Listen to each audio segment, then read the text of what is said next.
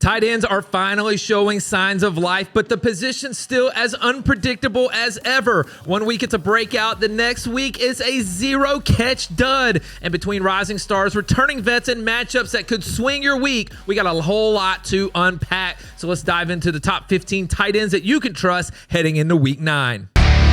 What's up, Headliner Nation? My name is Brad, the Rankings King. And before we dive into this week's rankings, just a reminder that these are the consensus rankings from our Headliners team. And for more detailed analysis, make sure to check out the start-sit videos already posted on the channel this week. If you want even more breakdowns each week, join the Fantasy Headliners community by tapping that join button below. That's going to get you access to extra rankings like flex, kicker, defense, and an exclusive spot inside of our Discord. Now, before we dive into week 9, we've got a few hits and misses from last week. Our first hit is Tucker Kraft, and I mean, this is pretty simple, right? We had him as tight end 1 on the week, and he finished as the tight end 1 on the week. Our next hit was Harold Fannin Jr., and Njoku was an unknown coming into the week, but we took the chance and we left Fannin inside of the top 10, and he finished as the tight end 5 on the week. Our next hit was Mason Taylor, and a lot of people didn't like how high we had Taylor in week 8, but we knew that there weren't a lot of other options to throw to. We put him at tight end 7, and guess what? He finished at tight end 7. Okay, but what about our misses? And we start with Dalton Kincaid, and Kincaid didn't seem to care that it was National Tight End Day. I mean, come on, Buffalo scored 40 points, but Kincaid only brought in 1 catch all game long. Our next miss was Cade Otton, and he didn't play horrible, but the Tampa defense provided enough scoring to beat New Orleans, and so they just didn't need much from Cade Otton. Our next miss is Oronde Gadsden, and gotta be honest, I mean, we kind of hate including him here because we had him inside the top 12 on the week, but I am a man of humility, and he ended up as tight end 4, so he's a miss. All right, so there's your hits and misses from week 8. Now let's look at week 9. In tier 1, we have Tucker Kraft, Trey McBride, Tyler Warren, and George Kittle.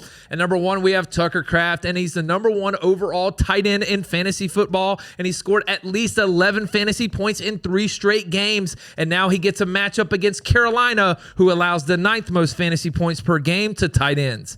At number 2, we have Trey McBride going to Dallas, and coming off of the bye, you have to expect that Arizona falls behind and is forced to throw and play catch up. That bodes well for Trey McBride, who leads the team in target share, and he's seen at least 11 plus targets in 3 of his last 4 games. At number 3, we have Tyler Warren, and the biggest concern for Warren each week is how quickly the Colts are going to blow out their opponent. And he scored 31 plus points in 4 straight. And let's hope that this is a Warren week because Pittsburgh allows the 2nd most fantasy points per game to the tight end position.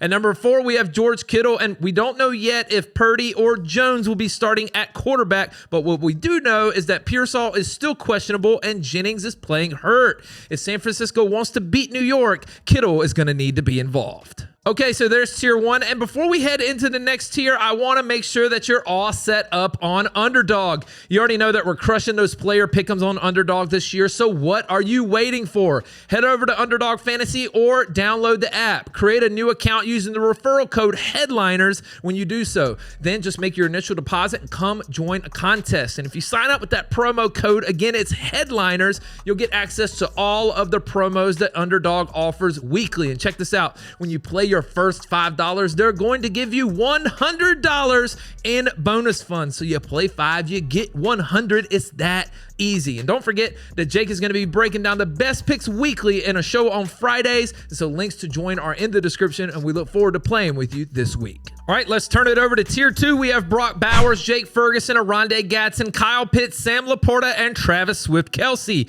Starting out at number 5, we have Brock Bowers, and we've been waiting for the Bowers return for weeks, and this could be it. This matchup against Jacksonville isn't the worst, but it's not like this passing game in Vegas has been great. It'll be interesting to see how quickly they ramp him up. At number 6, we have Jake Ferguson, and I understand a bad game, but 1 target and 0 receptions for the number 1 tight end, that's a little concerning. With CeeDee Lamb back and healthy, Fergie's targets are going to decrease, but this is a good matchup against Arizona, who allows the 6th most fantasy points per game, so we're crossing our fingers. At number 7, we have Oronde Gadsden going into Tennessee, and he's flying up the rankings, but he does not come without red flags. There's so many receiving options in LA, and like we saw last week, he did nothing in the second half of that game. They may not need to throw all game to beat Tennessee, so so temper your expectations. At number 8, we have Kyle Pitts, and he's the tight end 12 on the season. He scored at least 9 fantasy points in 3 of his last 4 games played.